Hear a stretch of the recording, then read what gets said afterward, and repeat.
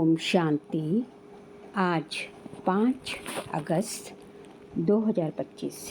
आज के श्री महावाक्यों में हमारे परम पिता परमात्मा शिव कहते हैं, मीठे बच्चे, बाप आए हैं इस वैशाल्य को शिवालय बनाने। बाप आए हैं इस वैशाल्य को शिवालय बनाने। तुम्हारा कर्तव्य है वेश्याओं को भी ईश्वरीय संदेश दे, उनका भी कल्याण करना। प्रश्न, कौन से बच्चे अपना बहुत बड़ा नुकसान करते हैं? उत्तर, जो किसी भी कारण से मुरली मिस करते हैं वह अपना बहुत बड़ा नुकसान करते हैं। कई बच्चे तो आपस में रूठ जाने के कारण क्लास में ही नहीं आते, कोई ना कोई बहाना बनाकर घर में ही सो जाते हैं। इससे वे अपना ही नुकसान करते हैं, क्योंकि बाबा तो रोज़ कोई ना कोई नई युक्तियाँ बताते रहते हैं। सुनेंगे ही नहीं तो अमल में कैसे लाएंगे? ओम शांति। मीठे मीठे रूहानी बच्चे ये तो जानते हैं कि अभी हम विश्व के मालिक बनने के लिए पुरुषार्थ कर रहे हैं। भल माया भी भुला देती है, कोई कोई को तो सारा दिन भुला देती है, कभी याद ही नहीं करते जो खुशी भी हो। हमको भगवान पढ़ाते हैं ये भी भूल जाते हैं। भूल जाने के कारण फिर कोई सर्विस नहीं कर सकते। रात को बाबा ने समझाया, अधम ते अधम जो वैश्याएँ हैं उनकी सर्विस करनी चाहिए। वैश्याओं के लिए तुम ऐलान करो कि तुम बाप के इस ज्ञान को धारण करने से स्वर्ग की विश्व की महारानी बन सकती हो। साहूकार लोग नहीं बन सकते, जो जानते हैं पढ़े लिखे हैं वे प्रबंध करेंगे उनको ज्ञान देने का, तो बेचारी बहुत खुश होंगी, क्योंकि वह भी अबलाएं हैं। उनको तुम समझा सकते हो। युक्तियाँ तो बहुत ही बाप समझाते रहते हैं। बोलो तुम ही ऊंचते ऊंच नीचते नीच बनी हो। तुम्हारे नाम से ही भारत वैशाल्य बना है, फिर तुम शिवालय में जा सकती हो। ये पुरुषार्थ करने से तुम अभी पैसे के लिए कितना गंदा काम करती हो, अब ये छोड़ो। ऐसा समझाने से वे बहुत खुश होंगी। तुमको कोई रोक नहीं सकते, ये तो अच्छी बात है ना। गरीबों का है ही भगवान, पैसे के कारण बहुत गंदा काम करती हैं। उन्हों का जैसे धंधा चलता है। अभी बच्चे कहते हैं हम युक्तियाँ निकालेंगे, सर्विस वृद्धि को कैसे पाए। कोई बच्चे कोई ना कोई बात पे रूठ भी पड़ते हैं, पढ़ाई भी छोड़ देते हैं। ये नहीं समझते कि हम नहीं पढ़ेंगे तो अपना ही नुकसान करेंगे, रूठ कर बैठ जाते हैं। फलानी ने ये कहा, ऐसे कहा, इसलिए आते नहीं। हफ्ते में एक बार मुश्किल आते हैं। बाबा तो मुरलियों में कभी क्या राय देते रहते हैं। मुरली सुनना तो चाहिए ना। क्लास में जब आएंगे तो सुनेंगे।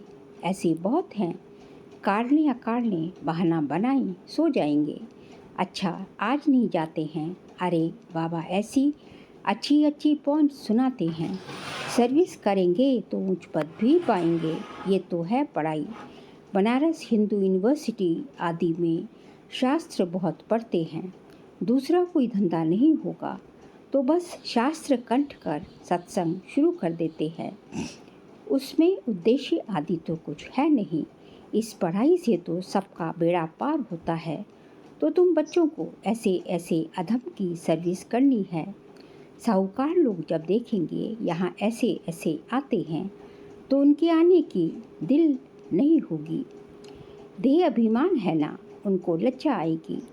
अच्छा तो उनका एक अलग स्कूल खोल दो। वह पढ़ाई तो है पाई पैसे की, शरीर निर्वाहार्थ ये तो है 21 जन्मों के लिए। कितनों का कल्याण हो जाएगा। अक्सर करके माताएं भी पूछती हैं कि बाबा घर में गीता पाठशाला खोले। उन्हों को ईश्वरीय सेवा का शौक रहता है। पुरुष लोग तो इधर उधर क्लब आदि में घूमते फिरते हैं। साहूकारों के लिए तो यहाँ ही स्वर्ग है, कितनी फैशन आदि करते रहते हैं। लेकिन देवताओं की तो नेचुरल ब्यूटी देखो कैसी है, कितना फ़र्क है। वैसे यहाँ तुमको सच सुनाया जाता है तो कितने थोड़े आते हैं, सो भी गरीब। उस तरफ झट चले जाते हैं। वहाँ भी श्रृंगार आदि करके जाते हैं। गुरु लोग सगाई भी कराते हैं। यहाँ किसकी सगाई कराई जाती है तो भी बचाने के लिए। काम चिता पर चढ़ने से बच जाएं, ज्ञान चिता पर बैठ पदम भाग्यशाली बन जाएं। माँ बाप को कहते हैं ये बर्बादी का धंधा छोड़ चलो स्वर्ग में। तो कहते हैं क्या करें, ये दुनिया वाले हमारे ऊपर बिगड़ेंगे कि कुल का नाम बदनाम करते हैं। शादी ना कराना कायदे के खिलाफ है। लोक लाज, लोक की मर्यादा, कुल की मर्यादा छोड़ते नहीं हैं। भक्ति मार्ग में गाते हैं मेरा तो एक दूसरा ना कोई। मीरा के भी गीत हैं। फीमेल्स में नंबर 1 भक्तिन मीरा। मेल्स में नारद गाया हुआ है। नारद की भी कहानी है ना।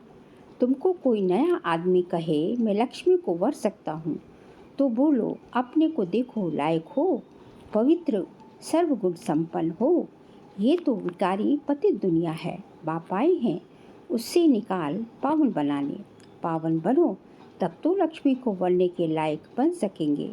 यहाँ बाबा के पास आते हैं प्रतिज्ञा करके, फिर घर में जाकर विकार में गिरते हैं। ऐसे ऐसे समाचार आते हैं। बाबा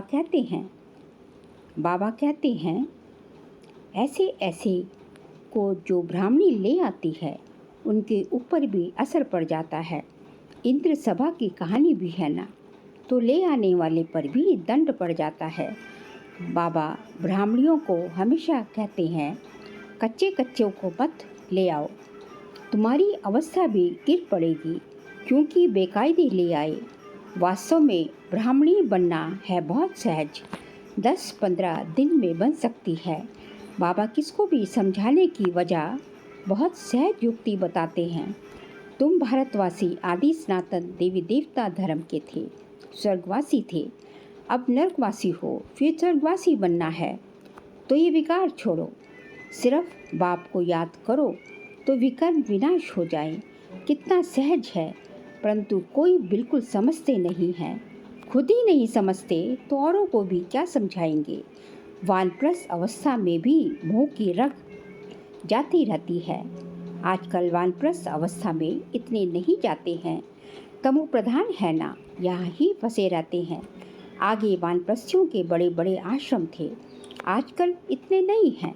80-90 वर्ष के हो जाते तो भी घर को नहीं छोड़ते, समझते ही नहीं कि वाणी से परे जाना है, अब ईश्वर को याद करना है।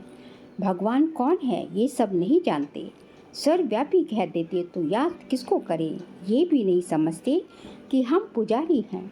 बाप तो तुमको पुजारी से पूज्य बनाते हैं, सो भी 21 जन्मों के लिए। इसके लिए पुरुषार्थ तो करना पड़ेगा। बाबा ने समझाया है ये पुरानी दुनिया तो ख़त्म होनी है, अभी हमको जाना है घर, बस यही तात रहे।